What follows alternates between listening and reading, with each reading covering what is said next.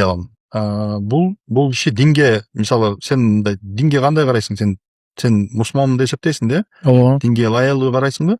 Мен да ушундай карайм да, бирок бул киши өзү динге каршы чыкты. Динчилдерди куугунтуктады, мечиттерди текшерди. Бир жагынан албетте коопсуздук үчүн бул да керек. Себеби ар кандай агымдар тиги булар аралашып кетиши мүмкүн. Бирок экинчи жагынан жанагы аянттагы окулган намаздын мындай Кыргызстан үчүн бир коркунучун мисалы мен көрүлөтмүн да. Анткени ал жерге сага окшогон, мага окшогон карапайым адамдар барып, 2 рекет намаз окуп, баян угуп туруп анан кетип калат. Бир жылда бир же 2 жолу. Айт намазда, анан курман айтта. Анан ошол нерсени да токтотту. Өзүнүн коопсуздугунан корккон үчүн ошол нерсени да токтотту. Ал Такшиев бийликтен кетти, мына кайра эле баягы эски аянтта намаз окуу салты кайра кайтарылды да. То есть ошого окшогон нерселердин баарын кылды, динчилдерди куугунтуктады. Анан бул кишинин дагы бир мага мындай мага бир жеке маалыматтар келген. Бул кишинин кыймыл аракетин караганда мен мындай адамдын мисалы сөзүнө эмес, кыймыл аракетине баа берем да. Ал кишинин кыймыл аракетине, ал жоруктарын караганда аны мусулман деп айтууга болбойт. Андай адамдарды динде мунафык деп коет. Ал ошол бир айта албай турган нерселер бар да. Мен мисалы мен жигитмин да, айта албайм.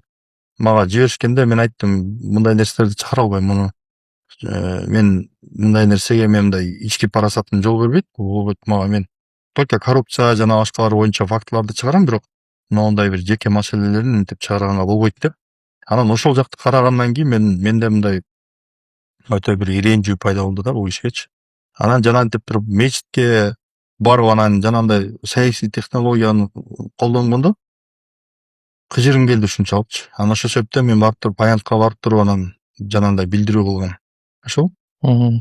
Ичине кирсе деле Ташиевке орун таап беришет да мечиттин ичиненчи. Карапайым адамдар кылып намаз окуп атат деп ошондой көрсөтүш үчүн атайын сыртка чыгып окуйт да. Бул Ташиевдин бийликте турганы бул Бериянын, НКВдун жетектегендей эле абал болчу. Ташиев мырзаны эмне себептен кызматтан алды? Камаганды, тушаганды, анан кийин сабаганды, жок кылгандарды жакшы көрөт да. Алыскы туугандарыңа чейин чабат да, мисалчы. Баары эле оозун жаап калды.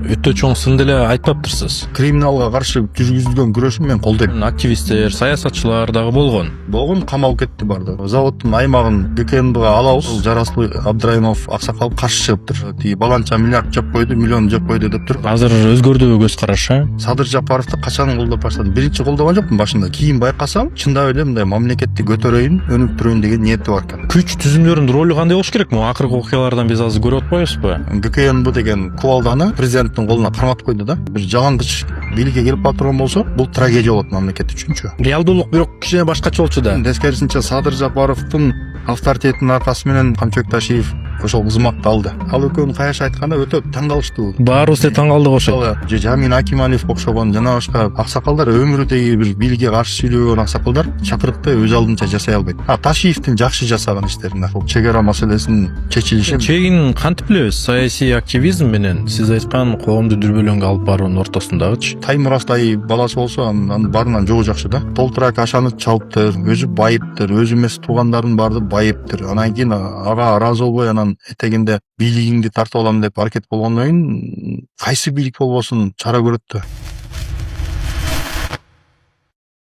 Адилет мырза, саламатсызбы? Бүгүнкү саясий подкастка кош келдиңиз. Сизди көргөнүм абдан кубанычтамын. Акыркы мамлекетибизде болуп жаткан окуяларга дагы өзүңүздүн активдүү бааңызды берип жатасыз. Буга чейин Америкада болчуңуз, туурабы? Качан келдиңиз? Анан келүүңүздүн себеби эмне болду? Келген себеби мен улам мал менен келип турам, анткени окуум бар.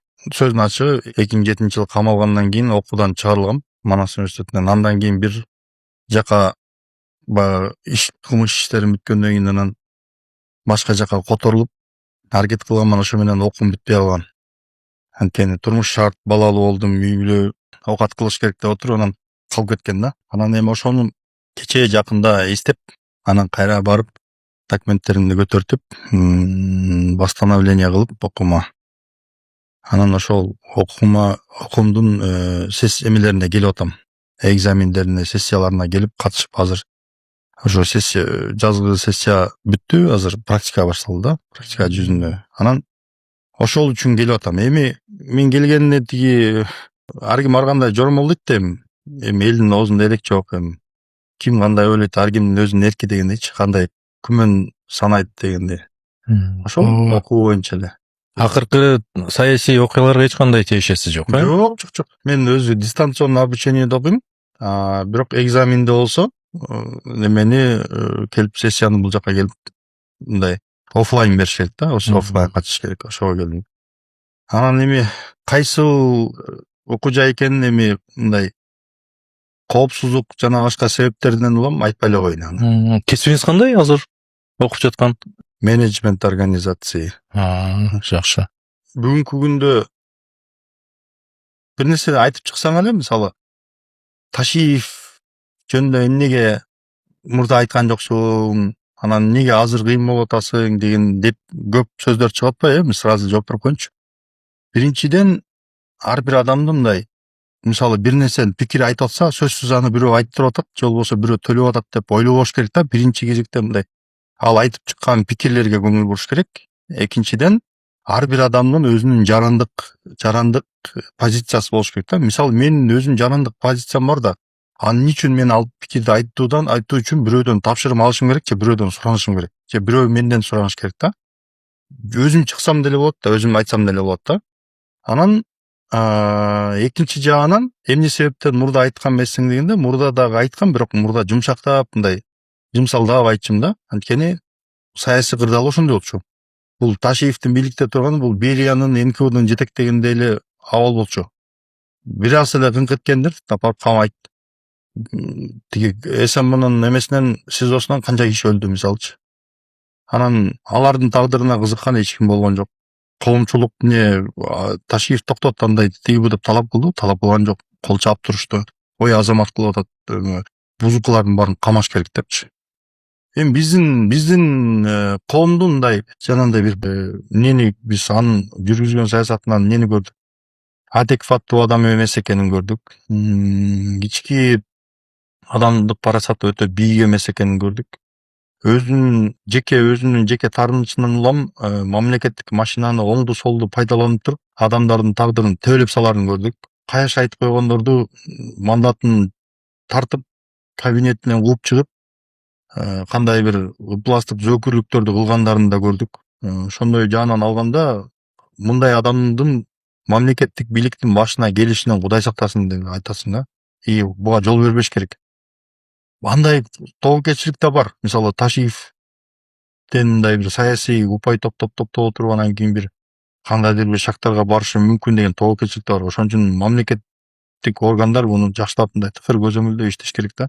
Мамлекеттин коопсуздугу үчүн. Оюндан чыкты деп ойлойсузбу Камчыбек Ташиевди? Ойлобойм мен. Бул киши саясий технологияны аябай жакшы өздөштүргөн да. Бул турмуштук мындай саясий технологиясы бул именно кыргыздын аң сезимине ылайыктуу, эмне жагат, эмне жакпайт, ошол нерсени аябай жакшы өздөштүргөн. Ошону эмнеден көрүп атабыз? Мына бир жүдөө кейиптенип, башына такыяны кийди, сакалды өстүрдү, анан кийин мечиттин барып ичине кирсе деле Ташиевке орун таап беришет да мечиттин ичиненчи. Бул болсо именно мечиттин четине, берки четине чыгып алып, элге сырт жактан көрүнө турган жерде мечитти тиги неменин үстүндө, бордюрдун тиги брусчатканын үстүндө, цементтин үстүндө тиги жайнамазды жайып алып, анан кийин карапайым адамдардай болуп намаз окуп атат деп ошондой көрсөтүш үчүн атайын сыртка чыгып окуйт да. Жалпы мындай ал кишинин коопсуздугун жана башкалардын душманынын көптүгүн эске алганда, тескерисинче ал ичине кирип окуш керек болчу да. Бирок ошол өзүнүн коопсуздугун дагы биринчи орунга койбой, өзүнүн саясий тактикасын, саясий технологиясын биринчи орунга коюп атат да. Бүгүн момун мусулман кейиптенип, динди жамынып, ушундай эме элге жакшы көрүнүп алайын деп атат да. Бирок бул нерсе дагы анын мындай кандай десем, жана айламалуу экенин, мисалы ойлойм баары бир мындай Садыр Жапаровдун тактикасы менен Камчыбек Ташиевдин тактикасы баары бир айырмасы асман менен жердей. Камчыбек Ташиев эмнени биз анын жүргүзгөн саясатынан эмнени көрдүк? Адекваттуу адам эмес экенин көрдүк. Ички адамдык парасаты өтө бийик эмес экенин көрдүк. өзүнүн жеке таарынычынан улам мамлекеттик машинаны оңду солду пайдаланып туруп адамдардын тагдырын төөлөп саларын көрдүк. Каяш айтып койгондорду мандатын тартып кабинетинен кууп чыгып кандай бир ыпластык зөөкүрлүктөрдү кылгандарын да көрдүк. Ошондой жаанан алганда мындай адамдын мамлекеттик бийликтин башына келишинен Кудай сактасын деп айтасың да. И буга жол бербеш керек. Андай тобокелчилик да бар. Мисалы Ташиевден мындай бир саясий упай топтоп отуруп анан кийин бир кандайдыр бир шактарга барышы мүмкүн деген тобокелчилик да бар. Ошон үчүн мамлекеттик органдар муну жакшылап мындай тыкыр көзөмөлдөй иштеш керек да. Мамлекеттин коопсуздугу үчүн. Оюндан чыкты деп ойлойсузбу Камчыбек Ташиевди? Ойлобойм мен. Бул киши саясий технологияны аябай жакшы өздөштүргөн да. Бул турмуштук мындай саясий технологиясы бул именно кыргыздын аң сезимине ылайыктуу, эмне жагат, эмне жакпайт. Ошол нерсени аябай жакшы өздөштүргөн. Ошону эмнеден көрүп атабыз? Мына бир паста жүдөө кейиптенип, башына такыяны кийди, сакалды өстүрдү. Анан кийин мечиттин барып ичине кирсе деле Ташиевке орун таап беришет да мечиттин ичиненчи. А бул болсо именно мечиттин четине, берки четине чыгып алып, элге сырт жактан көрүнө турган жерде мечитти тиги неменин үстүндө, бордюрдун тиги брусчатканын үстүндө, цементтин үстүндө тиги жайнамазды жайып алып, анан кийин карапайым адамдардай болуп намаз окуп атат деп ошондой көрсөтүш үчүн атайын сыртка чыгып окуйт да. Жалпы мындай ал кишинин коопсуздугун жана башкалардын душманынын көптүгүн эске алганда тескерисинче ал ичине кирип окуш керек болчу да. Бирок ошол өзүнүн коопсуздугун дагы биринчи орунга койбой, өзүнүн саясий тактикасын, саясий технологиясын биринчи орунга коюп атат да. Бүгүн момун мусулман кейиптенип, динди жамынып, ушундай эме элге жакшы көрүнүп алайын деп атат да. Камчыбек Ташиев Садыр Жапаровду бийликке алып келген деген коомчулукта мындай бир беткей, объективдүү эмес пикирлер жүрөт да. Мен мисалы башынан бери билем, чындыгында андай болгон эмес. Садыр Жапаровдун тескерисинче Садыр Жапаровдун авторитетинин аркасы менен ошол Камчыбек Ташиев ошол кызматты алды. Ал киши бийликке келгенден кийин отургандан кийин анан жана кызматты алды дагы, анан ошону монстрга айландырып жиберди да. Ошол мүмкүнчүлүктөн пайдаланып анан ал шефтин досу да деп эч ким дагы ага катуу айта да албайт, президентке барып объективдүү пикирди да айта албайт, чочулайт да. Бул мисалы Таймырас Таластагы Алтын казык деген магазинге тийишип, ошол жактан дань төлөгүлө деп талап кылып атыптыр деп укканда мен койгулачы тиги болгонго көрөткенин баарын Таймыраска шылтай бересиңер деп ишенген эмесмин. Анан акыркы кездерде кылган немелердин баары чети чыккандан кийин анан ишене баштадым да. Анан албетте жинин келет. Мамиле кандай болуш керек Ташиев мырзага бийлик тараптан? Мамиле мыйзам чегинде эле болуш керек. Мыйзам чегинде, мисалы толтура жанагы коррупциясы аркы чыгып атабы, ошол боюнча жоопко тартыш керек. Балким жеңилдик кылса болот, кичине бир аз жеңилдик кылса болот. Бирок ошондо деле ал жерде деле бир чоң мындай сроктор жатат да. По-любому чоң срок жатат. Жананча коррупция, кызмат абалынан кыянаттык менен пайдалануу, тиги бул фактылар боюнча андан тышкары төңкөрүшкө даярдык көрүү деген сыяктуу статьялар кошулуп калышы мүмкүн. Ошонун баарын эске алганда президенттикке барышы мүмкүнбү Ташиев мырза? Президенттикке барышы мүмкүн, бирок менин оюмча президенттикке шайлоого маарага жетпейт го дейм. Бирок Ташиев мындай эл арасында мындай президенттин аброюн түшүрүүгө тымызын аракеттерди кылышы мүмкүн да. Президенттик шайлоодо мындай кадырын түшүрүп, анан ошо дискредитация кылганга мындай аракеттерди кылышы мүмкүн да. Ошондой бир коркунуч бар. Бирок көптөрү минт атпайбы?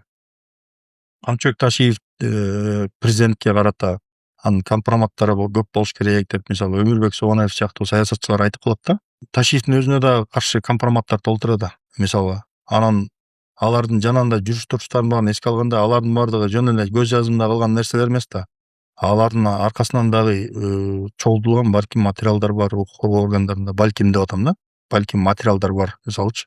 Ошол МВД, мисалы Ички иштер министрлигинде, ошол ГКНБдагыдай мүмкүнчүлүктөр аларда деле бар. Тыңшоо, аңдуу, жанагындай материал чогултуу мүмкүнчүлүктөр аларда деле бар. Аларда канча 7-чи отделбү?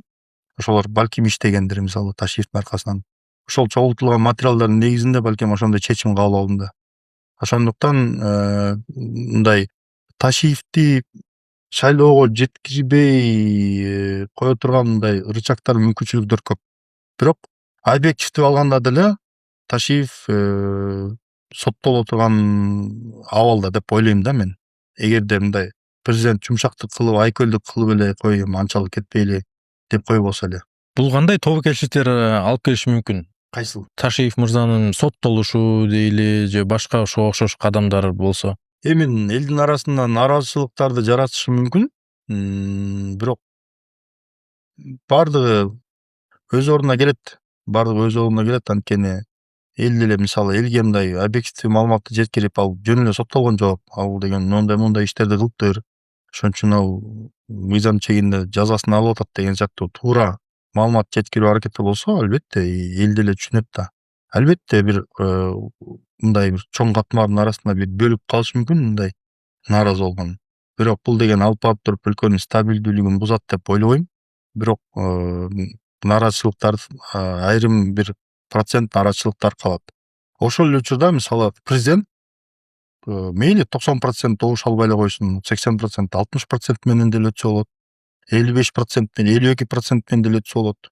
Ал деген мыйзам чегиринде мандат алат ал үчүн. Андан ыйгарым укук алат, андан кийин ошол 52-55%, 80-90% кыла алса, ал колунан келет ал кишинин. Нары результат көргөндөн кийин ал авторитет кайра эле калыбына келип калышы мүмкүн да. Ошондуктан мындай мен ойлойм, Садыр Жапаровдун алдында ошондой бир коркунуч, андай коркунучтар жок, мындай бар деп ойлобойм да. Көптөрү тынчсызданып аткандай коркунуч бар деп ойлобойм. Бирок жанагындай Ташиев саясий манипуляцияны, анан кийин мындай пиар технологияны жакшы билген саясатчы, тажрыйбалуу саясатчы, анан кийин абдан мындай сөзү курч, коомчулуктун көңүлүн өзүнө буралган бир тажрыйбалуу саясатчы экенин эске алганда, бул албетте бир канча мындай тобокелчиликтер күтүлөт. Бирок менин оюмча аны мындай смирно деп тургузуп тизип кое турган фактылар да болушу мүмкүн да деп ойлойм. Бул эми менин оюм, жеке оюм. Анан бул Ташиевди бүгүн согуп атат да, эртең Садыр Жапаровду да ушинтип согуп баштайт, бийликтен кетсе деп айтып атышпайбы? Мен үчүн мисалы Садыр Жапаровдун ору таптакыр бөлөк. Мен Садыр Жапаровду качан колдоп баштадым? Биринчи колдогон жокмун башында, 20-21 жылдары колдогон жокмун. Анан кийин байкасам, чындап эле мындай мамлекетти көтөрөйүн, өнүктүрөйүн деген ниети бар экен. Ошону байкагандан кийин где-то 2022 жылдардын этек жагынан баштап колдоп баштадым. Жана Кемпир абад маселелери чыкканда, чек ара маселеси боюнча сен мисалы өзүң түшүнөсүң, чек ара маселеси деген бул мындай аябай маанилүү маселе да. Муну мисалы мен ошондо каршы чыктым. Жанагы оппозициялык саясатчылар Кемпир абадты көтөрүп чыгып, анан саясий саясий упай топтоонун амалы деп эле түшүндүм. Потому что ал чек араны, алар эч качан чек арага күйбөйт дагы. Мына азыр деле айтам, эртең деле айтам. Мына убагында Азимбек Бекназаров ушинтип үзөңгү кууш жана башка маселелер боюнча саясий упай топтоп туруп, этегинде ак суу куясы чыккан барып бийлик кулады да. Андан ким утту? Андан Азимбек Бекназаров утту. Мамлекет уткан жок анданчы. Андан кийин с последствиясы эмне болду? Акаев ошол ак суу куясынан кийин Өзбекстан менен Тажикстан менен чек ара тактоо маселесин жылдырып койду. Даже Казакстан менен аягына чейин тактабай туруп, Кинкиге калтырып койду, Кинкилер четсин депчи. Булар ошол жоопкерчиликти алгандан кийин мен мисалы колдодум да. Азыр деле колдойм, эртеңки күнү да колдойм, Садыр Жапаров бийликтен кеткенден кийин да колдойм. Башкалар жамандаса, мен Садыр Жапаровду защищать этем. Анткени анын балким мамлекетти башкарып атканда айрым жерлерде мындай кемчиликтери бардыр, туура эмес иштерди кылып аткандыр, бирок жакшы иштери көп, жакшы жасаган иштери көп да. Ошол себептен мен Садыр Жапаровду 2022 жылдын аяк жагынан баштап ушул кезге чейин колдоп атам. Мындан кийин да колдойм. Анткени анын жүргүзгөн жалпы саясаты мага чагат.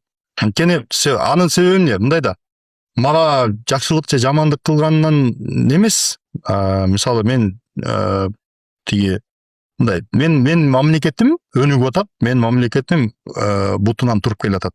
Садыр Жапаровдун башкаруусунда бутунан туруп келатат. Мен мисалы ушул нерсе сүйүнтөт да. Адам деген благодарный болуш керек. Мисалы эртеңки күнү балким бир топ кемчиликтери, бир нерселери чыгып калышы мүмкүн. Бирок мен ошондо деле эсептейм, что Садыр Жапаров аябай жакшы иштерди көп жасадан, кемчиликтер албетте кетет. туура эмес иштер балким болгондур, балким болуп аткандыр. Ага тарап баа берет, бирок мен Садыр Жапаровду негизинен колдойм. Ошол кезде да колдойм. Балким азыркыдай активдүү колдой албайм, бирок колдойм да. Мен айта турган жерден сөздүм айтам. Эч ким Садыр Жапаровдай буга чейин дагы Садыр Жапаровдай саясат жүргүзө алган эмес деп айтам ошол кезде да сөзүмдү. Анткени мен буга чейин деле колдой мындай бийликтен кеткенден кийин деле айрым мисалы саясатчыларды жана башкаларды колдоп эле жүргөм. Менин жеке позициям. Ассаламу алейкум, урматтуу кыргызстандыктар. Айтыңыздар марек болсун. Кудай таалам улуу айда, Рамазан айында туткан орозоңуздарды кабыл кылып, мындан аркы жашообузду жаркын кылсын. Элибизде, жерибизде тынчтык болсун. Мен бул аянтка эмне себептен келип атам? Артымда Ала Тоо аянтты көрүп атасыздар. Эртең Норуз, бүгүн айт. Кыргыз үчүн жакшы майрамдар катар уда келген күн. Бүгүн Камчыбек Ташиев деген киши шаардагы кайсы бир мечиттердин ичинде өткөн, сыртында өткөн ошол айт намазына барып, ошол жерде отуруп, такыяны кийип, сакалды коюп, эми сакал өстүрүш үчүн эч кандай мээнеттин деле кереги жок, билесиңер. Сакалыңды кырбай койсоң эле сакалың өсүп калат. Анан ошентип сакалды өстүрүп, анан момун мусулмандын кейпин кийип, анан карапайым элдин катарында отуруп алып, башын ылдый салып, намаз окуган киши болуп, анан чыгып барат, анан капысынан эле бир блогери кичинекей микрофон сунак алып, анан ошол жерден элибизге, жерибизге, анан билип билбей кылган күнөөлөр үчүн кечирим сурайм, ана мына деп жалпы кооз сөздөрдү сүйлөп, анан ушундай жооп бериптир. Кыстырма, дагы бир кыстырма. Эмне үчүн мен Ала Тоо аянтына келип атам? Мына бул жакта Чыңгыз Айтматов турат, ар жакта Манас атабыз турат. Кыргызстандын борбору Бишкектин чок ортосунда турам. Бул жака келгендин себеби мага дайыма жазышат да. Сен Айтикеевдер силер ушу алыста жатып алып эле кыйын болосуңар, тиги деп калышат. Анан сен Америкадан Кыргызстанга келиш үчүн бийликке жагынып жасап атасыңбы деген сыяктуу көп сөздөрдү, комментарийлерди окуп калам. Мен ошолорго жооп беретим да. Мен Кыргызстандамын, болгондо дагы Бишкектин Ала Тоо аянтындамын, түз эфирге чыгып атам деп ушул жерге келип жооп берип атам. Анан жанагы миңдеп, жүздөп жазган Ташиевдин хейтерлери бар. Эми ошончо миллион болгондон кийин арасынан бир 1000 чакты, 2000 чакты, 3000, даже 10.000 чакты хейтерлер чыгат. Это нормально. Нормально. Анткени киши тартипти коргомуш болуп, коррупцияга күрөшмүш болуп, тияк биякта тартип орнотмуш болуп туруп, бир бөлүгүн чөнтөгүнө кытып, адамдардын тагдырын талкалап, анын баарын элге көрсөтпөй, өзү болсо коррупцияга каршы күрөшүп аткан киши болуп туруп, анан ошентип элге жагып алган. Бул жагы тамаша эми. Бул жагы мындай тамаша дегенде мен казактын эме маанисинде айтып атам да. То есть бул укмуш эми, керемет бул жагычы. Эми бүгүн айтып атат, ал киши айтып атат. Мен дейт, мени жала жаап дейт, каралаган адамдарды орозо айттын урматына кечирдим дейт. Ташиев Камчыбек Кыдыршаевич, сиз бизди кечиргидей сиз кимсиз? Сиз тасамкорсуз, сиз уурусуз, сиз мамлекетти тонуп, бүлгүнгө учуратып, аз жерден стабилдүүлүккө той келтирип, кое жаздап, айыбыңыз билинип, аныңыз билингенден сыртка качып чыгып, анан кийин ал жакта чыдабай кайра качып келип, мына жерде корголоп, анан эки жакта ары бери жүгүрүп, саясий манипуляцияларды жасап, этегинде ошонун бардыгын динге шылтап, анан кийин хейтерлериңиз аркылуу орозо айында, улуу орозо айында унчукпайт, дебейт, айтпайт дегизип, комментарийлерди жаздырып, бир байкуштун кейпин кийип, ошол жерден дагы саясий упай топтоп аткан бир адамсыз, сизчи. Анан сиз айтыпсыз, кечирдим мен тиги депчи. Биринчиден, сизди ГКНБнын застенкасында каза болгон Марат Казакбаевдин арбагы кечиреби? Алардын үй бүлөсү кечиреби? Сизди сиздер жанагы баса калып туруп, мүлкүн тартып алган, куру кол калтырып, жылаңач калтырып, этегинде инфарктка жеткирип, өлүм тапкан Журат Абдуллаевдин арбагы кечиреби силерди? Силерди жанагы банкир СМБда камалып, анан өзүнүн астына алган банкир, ошонун арбагы кечиреби силерди? силерди тагдырын талкалап барып сабап көрбөгөн кордукту көрсөтүп, азап тозоктун баарын көрсөтүп, көз жашын көлдөткөн Имамидин Ташевдин апасы кечиреби силерди? Ушуга окшогон миңдеген тагдырлары талкаланган жүздөгөн адамдар, кайгырган үй бүлөлөр силерди кечиреби? Камчыбек Кыдыршаевич. Жанагы канчалаган ишкерлер, ошол Журат Абдуллаевдин үй бүлөсү, дети Габайнын ээсин айтып атам. Шаршенбек Абдыкайрымов канчалаган бизнес империянын баарын түптөп туруп, сонун кылып туруп, экономикабызга салым кошуп аткан Шаршенбек Абдыкайрымовдор.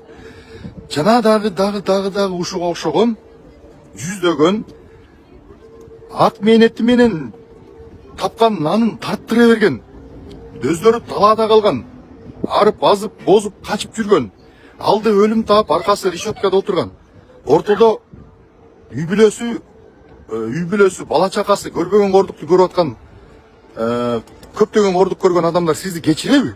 Мына ошол жерде, маселе ошол жерде. Ошол эле учурда Кыргыз элинин ырыскысы болгон Кыргыз нефтегаздан 4 миллиард 175 миллион сом мурдаганыңызды салык кызматы тастыктады. Схемалардын баарын чийип берип, фактынын баарын көрсөтүп берип, текшерип чыгып, аудит кылып чыгып туруп, анан кийин тастыктап туруп элдин алдына жайып койду. Бул билинген, сиз кылган жорукчулуктардын баардыгын билингени, билинбегени канча? Жана бир туугандарыңызды, жээндериңиздин, балаңыздын көпкөнү, элге кылган мамилеси, жана ийниңиздин отуруп алып туруп, оозун чоюп, ар кайсысын сүйлөгөнү, миллиондогон акчаларды барып туруп, казинолорго уттурганы, ошого окшогон нерселердин баардыгын кылып тургандан кийин сиз бизге кечирим бере турган адамсызбы? Сиз кайсы бетиңиз менен кечирим бересиз? Сиз кечирим сурасаңыз болот, бирок кечирим сураган менен кечирилбейт ал нерсе. Шариятта мен динден жакшы кабарым бар жигитмин. Шариятта элдин ырыскысын уурдап тоногонду, адамдардын тагдырын талкалагандарды каракчы деп коет. Эгер ошол каракчылар кокусунан өлүп калса, аларга жаназа буйрубайт дейт. Хадис бар ошондой. Алардын күнөөсү кечирилбейт дейт. Качан ошол тагдыры талкаланган адамдардан кечирим сурап, ошолордун акысын кайтарып бербесе, ал кечирилбейт. Алла Таала айткан, миң балга канча күнөөңөрдү кечирсем дагы, бирөөнүн адал мээнет менен тапкан акысын тартып алсаңар, анан кийин ошол силерге кек сактаса, ал адам кечирмейинче мен силерди кечирбейм дейт. Ушунун баардыгын билесиңер, урматтуу туугандар. Анан кийин туруп жинге жамынасыңар. Анан айтасыңар ушундай улуу айда, орозодо жаман сөз сүйлөө тиги бу деп. Ошондой адамдаргачы. Каракчылар үчүн эмес ал хадистер. Боорукерлик, ырайымдуулук деген нерсе ал каракчылар үчүн эмес. Мамлекетти тоногондор үчүн эмес. Ал анча-мынча майда чүйдө билинер билинбес кемчилик кетирген адамдарга айтылган. Кемчилик кетирген, ошонусун того деген момун мусулмандарга айтылган. Урматтуу туугандар, мен ушул жерден биздин урматтуу президентибиз Садыр Нуркожоевич Жапаровго кайрылат элем. Урматтуу президент мырза, сиз дагы да болсо буга чейин канча айкөлдүк кылдыңыз, канча жумшактык кылдыңыз, боорукерлик кылдыңыз. Сиз адамгерчилигиңиз бийик, жүрөгүңүз таза, кемеңгер, кеңпейил адамсыз, айкөл адамсыз. Бирок ошол айкөлдүгүңүз айланып келип туруп, ушундай монстрлардын чыгышына алып келди. Анан кийин бүгүнкү күндө булар келип туруп, азыр динди жамынып бүгүн айтнамаста бир нерсенин башын кылтыйтып койду. Эртең Курман айт келет, Курман айтта дагы бир нерсенин башын кылтыйтат. Эртең болсо Норуз келет, Норузда дагы бир нерсенин башын кылтыйтат. Ушинтип барган сайын элдин арасындагы немесин элди манипуляция менен алдап, анан кийин ар кандай саясий ходдорду жасай берет. Урматтуу Садыр Нуркожоевич, мен тарых үчүн айтып коеюн сизге кайрылуу катары кылып атам да. Бул киши эч качан оңолбойт. Бул киши эч качан сизге жакшылык жасабайт. Бул киши вообще-то Кыргызстанга жакшылык жасабайт. Эгерде жакшылык жасаса, жанагындай ачкөз, касамкор бир жаман иштерге бармак эмес. Бир адам ошондой нерсени кылгандан кийин ал канчалаган адамдар кусуп берип атышат, канчалаган адамдар мыйзам алдында жооп берип атышат. Бул киши дагы мыйзам алдында жооп бериш керек. Эгерде сиз айкөлдүк кылсаңыз, ошол айкөлдүк эртеңки күнү Кыргыз мамлекетинин, Кыргыз элинин тагдырына балта чапкан бир окуяга алып барбайбы деп мен чочулап турам. Урматтуу президент мырза. ооба кечиримдүүлүк жакшы, айкөлдүк жакшы, бирок мамлекетти башкарган адам бир гана айкөл болбостон кээ бир учурларда мыйзамды катуу сактап каардуу болушка дагы аргасыз болот. Сиз ушуну унутпаңыз. Сиз жалпы 7 миллион элдин башчысысыз. Ошону эске алып, ошол элдин мамлекеттин тагдырына жоопкер адам катары чечкиндүү чечимдерди кабыл алыңыз. Сизден өтүнүч. Урматтуу туугандар, урматтуу кыргыздар, урматтуу түшүнгөндөр. Бул адам канчалаган адамдардын тагдырын талкалады. Канчалаган адамдардын бактысына балта чапты. Мен дагы Камчыбек Ташиевдин укканда иттин кулагы чыдабай турган жоруктарын билем. Бирок ал нерселерди айтканга менин адамдык абийирим, жигиттик намысым жол бербейт.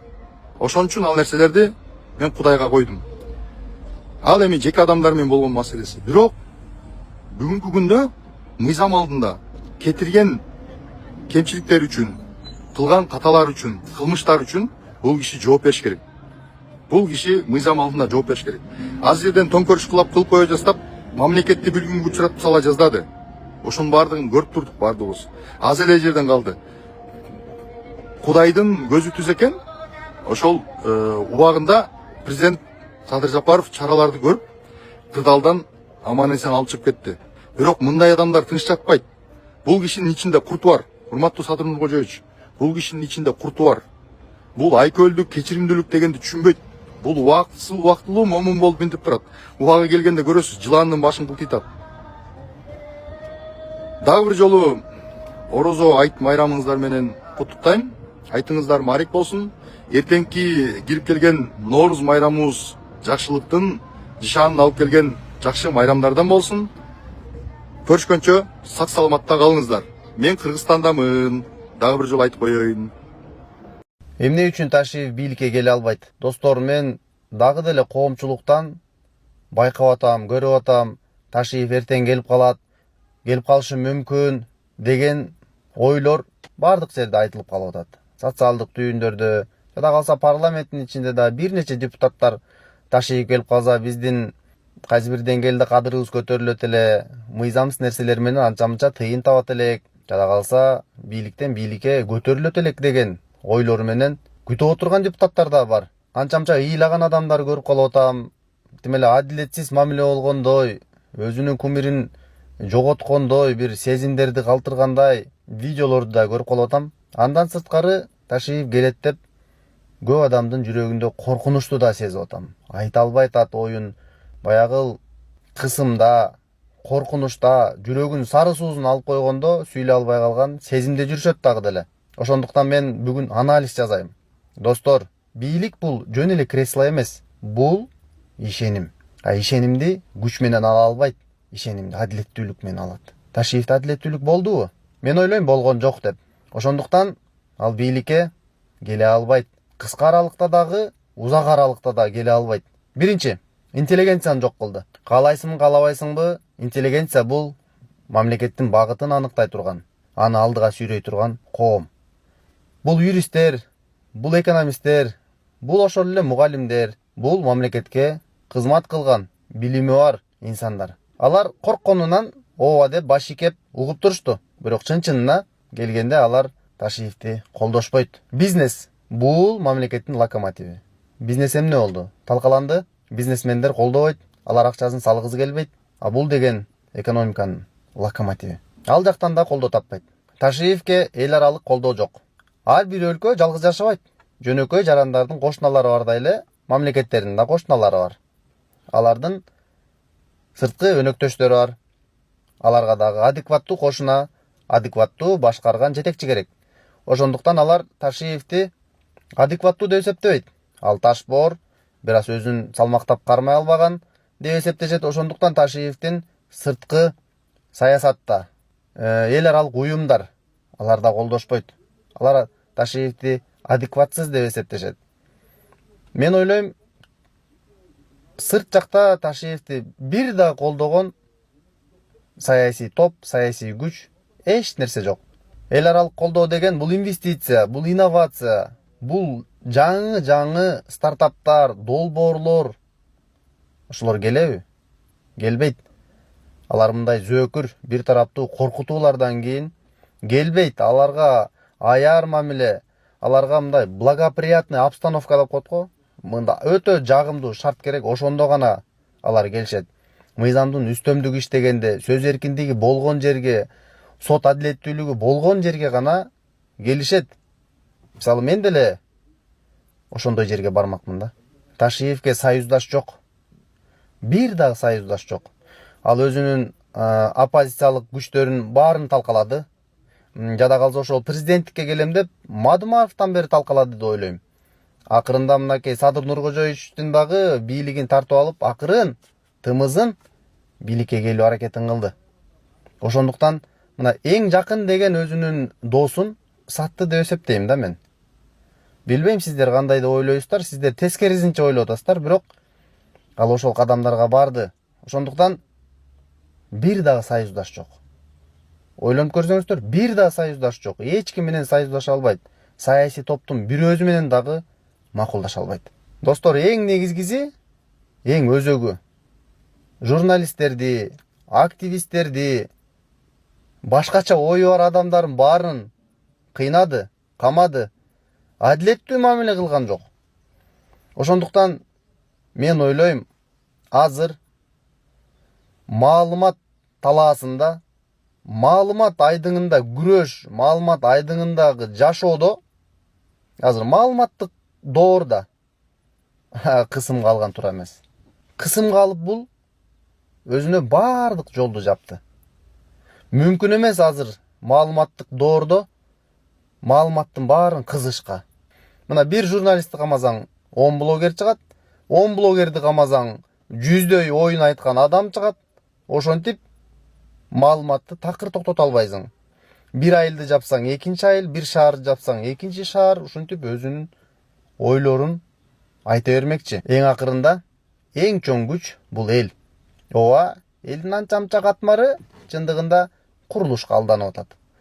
Бул нерселерди курду деп, бирок убакыт өтүшү менен алар баардыгы түшүнүп атат. Алар кандай монстр өстүрүп атканын, кандай тиран ажыдар өстүрүп атканын эл азыр аңдап, күндөн күнгө туюп, азыр кадимкидей жүрөгүндө сезимдер бошонуп, жада калса менде да ошондой азыр сезим бар. Мындай кичине болсо дагы оюмду ээн эркин айтып, ээн эркин анализимди жүргүзүп, Ташиевдей адам бийликке келбес экен деп деле ойлоном менчи. Анткени мындай адилетсиздик менен, зөөкүрдүк менен биз эч качан улуу мамлекетти кура албайбыз. Ошондуктан Ташиевдин бийликке келерине чоң күмөнүм бар. Ал бийликке келбейт. Баардык жолду өзү жапты. Азыр кантип кутулуштун, кантип миллиард деген акчаларды кымырыштын жолун издеп жүрөт. Ташиев бийликке келе албайт. Госпереворот даярдап жатышкан. Ол кісі ма? Ооба. Президентти кызматтан алабыз деп.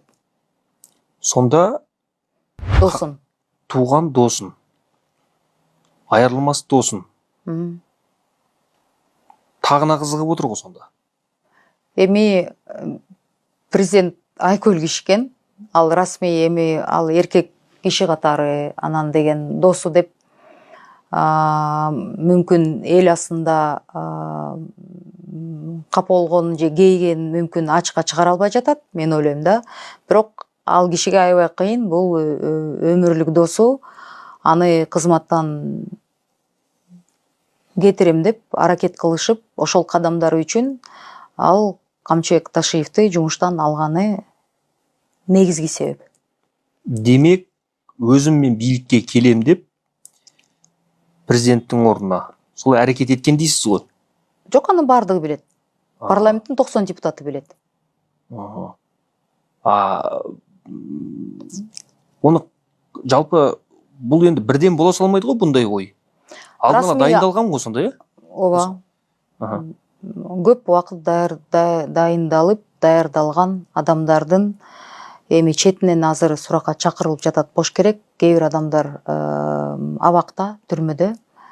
Кээ бир адамдар, бирок мен ойлойм бул боюнча иштер жүрүп жатат. Негизги бул купуя сыр болуш керек. Расмий биздин бир ошол элчибиз айтып калгандыктан мен дейм буну ойлойм элдин баары эле Кыргызстанда кыргыздардын баары эле түшүнгөн окат да.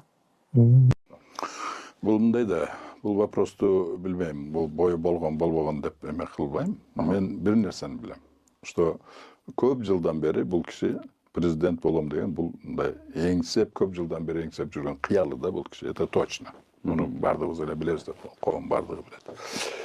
Экинчиден, мына 5 жыл УКМКнын башында турганы, вот.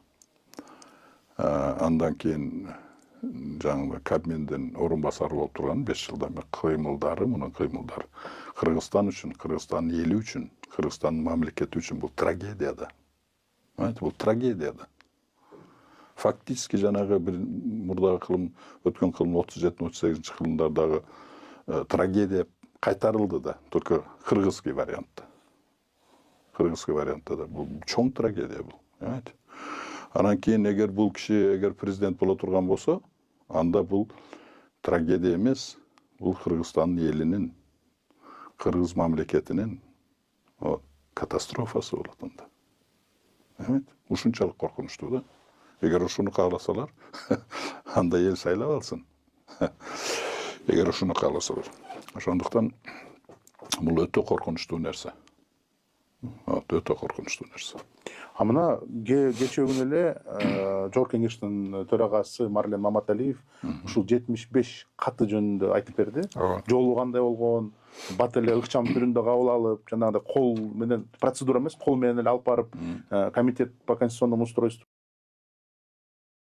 Дагы бир эң мындай коомчулукта талкууга алынган нерсе, бул эгерде Камчыбек Ташиевди шайлоого жибербей коюшса, же камап коюшса, кандайдыр бир эл толкундоо башталабы деген суроолор жаралып жатат да. Сиздин оюңузча ошондой болушу мүмкүнбү же болбойбу? Жок, эл толкуулар болбойт. Эл уже 3 революция болуп, аябай акылдуу болуп калган. Өздөрү көрүп атат, акырында карапайым эле балдардын, адамдардын балдары жабыркалайт. Карапайым эл жабыркалайт акырындачы. Себеби мен башынан эле жанагы биринчи революция болгондо эле айткам, мен вообще революциянын тарапташы эмесмин да. Мен мисалы. Себеби бүт бардыгы эволюционный мыйзамдын чегинде, бүт бардыгы шайлоо, бийлик алмаштырган бүт бардыгы мыйзам чегинде болуш керек. Дагы мына соц тармактарда активдүү жазып атышат. Камчыбек Ташиевдин кичи мекениндеги тарапташтары буну аябай колдойт, буну каматканга жол бербейт, президенттик шайлоого катышканга мындай түрткү берип атат деп жаллап атты. Анткени инфраструктурасын көтөрдү, көп жолдорун жасады, жанагындай көп эме салым кылды. Сиз ошол түштүк региондорду билген саясатчы катары далилдеп бере аласызбы? Ошондойбу, же андай эмеспи? Жок, кандайдыр биз бир мындай узкий тар чөйрө колдошу мүмкүн муну. Ошонун пайдасын көргөн, ошол киши менен өзүнүн келечегине эме кылган, перспективасыны үмүт кылган адамдар ошол колдошу мүмкүн. Тар чөйрө эле да. Негизинен эл колдобойт, ээрчишпейт бул кишини. Негизинен эл могу эмеден, беспределден чарчап бүттү да өзү. Мыйзамсыздыктан чарчап бүттү. В том числе жалабатта. В том числе жалабатта. В том числе жалабатта. Анан түштүктүн баягы бул жөн эле манипуляция да, түштүк-түндүк болуп эме кылабыз. Эл эч качан өзү түштүк-түндүк болуп бөлүнбөйт. Саясатчылар эле бөлөт. Эл өзү вообще бөлүнбөйт. Мен мына көп жерлерде иштедим, Ысык-Көлдө иштедим, Нарын мына эме болуп жүргөндө бүт бар жокту билем. Түштүктү полностью кыдырып, түндүктүн бүт эмелери, досторум, тааныштарым, мени колдогондор, мисалы мени колдогондор баткендиктер эмес, негизинен түндүктөр колдоду да. Нарын колдоду, Көл колдоду. Мен эмеге мен депутаттыкка Талас колдоду, негизинен. Как ни странно, Жалал-Абад колдоду, Ош колдоду.